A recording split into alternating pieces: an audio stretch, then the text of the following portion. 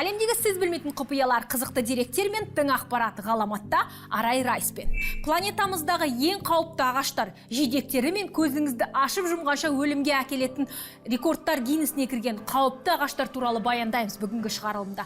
Ақпарат қызық па? Онда жай ғана арнамызды көріп өтпей, тіркеліп, комментарий басып, лайк басуды ұмытпа. Себебі сенің үліпілің біздің одан да қызықты жаңа контент жасауға өте маңызды.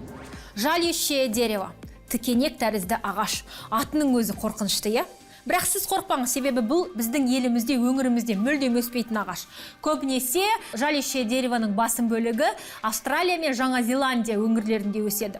Австралиялық саябақтың біріндегі күзетші абайсыздан бір күні жұмыс уақытысында оң жақ бетімен түбегейлі оң жақ аяғын, қолын осы ағашқа қарай құлап кетеді ғой. Сұхбат алады, ол кісіден мақала жазылады, интервью алады, өзінің бір сезімін білдірген. Сол кездегі әсерін ағаштан алған. Себебі жалющее деревода көбінесе адамдар өліп кетеді. Оның тікенектері адамға қадалған кезде түрлі токсиндер бөледі. Сол уақытта өте аз ауа аралығында өліп кетуі мүмкін. Немесе тірі қалған жағдайда ұзақ уақытқа дейін сол тікенектер адамға ауырсыну, жұмыс істемеу, өмірге деген бір құлшынысын азайтатындай бір күй кешесіз. Яғни сіз жартылай жұмысқа жарамсыз болып қаласыз. Сол күзетшінің айтқан мақаласында былай делінген. Ол жаңағы мезетте тікендер оң жағында қадалған тікендердің әсерінен 3-4 күнге дейін тіпті төсек тартып жатқан, өте қатты тікен кірген жерлер шыдатпай ауыртқан. Және бұл ауру 1-2 күн емес, бірнеше жылға созылған. Сенесіз бе? 2 жыл бойы ол душқа түскен кезде судың арқасында жаңағы тікендердің орнынан токсин бөлініп, қатты ауырсыну сезімде болған. Демек, ағаштың соншалықты улы болуы адам өміріне бір емес, бірнеше жыл әсер етуі мүмкін. Буния, аты керемет ағаш, я? Бір қарағанда заты да керемет сияқты. Жай ғана қарағайға ұқсайды. Ешқандай зияны болмауы мүмкін. Бірақ сіз оның астында бірер минут тұрып, және төбеңізге белгісіз зат түссе, бірден өліп кетуіңіз мүмкін. Себебі буния талының шишкалары өте әлем бойынша алпауыт болып есептеледі. Сіз интернетте түрлі шишканы ұстап тұрған талай адамдардың фото бейнесін көрген болатынсыз. Сол алып шишкалардың барлығы буния талынан алынған.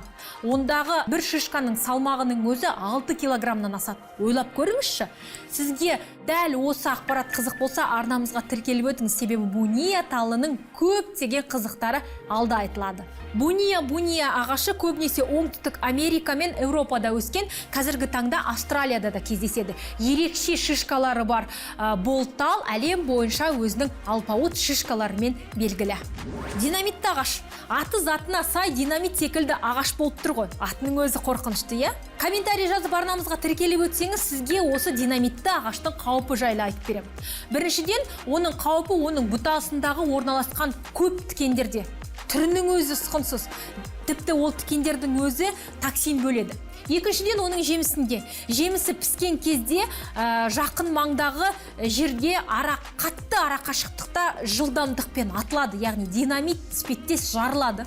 Жарылған кезде ішінен улы токсин бөлінеді. Маймыл немесе адам кенетте сол жеміске тап болатын болса, бір сәтте сол жерде мерт болып кетуі мүмкін.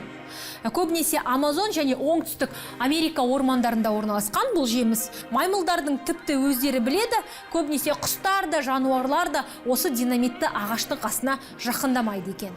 Араб теңізіндегі Сокотра аралында өсетін айдахар ағашы, немесе дракония дерево. Ол сізге айтарлықтай өміріңізге қауіпті емес, немесе қандай да бір зиян тигізбейді. Бірақ психологиялық тұрғыда зиян тигізуі мүмкін. Себебі ағаштың діңгегінен қан тәріздес қызыл сұйықтық ағады. Қорқынышты, я? Тіпті келушілер ағаштың жанына жақындай да алмайды. Ел ішінде дракония деревоның шығуының бір аңызы бар. Бұрын айдахар көп пілдерді жей берген. Күндердің бір күнінде пілдің біреуі айдахарды жеңіп, езіп тастаған.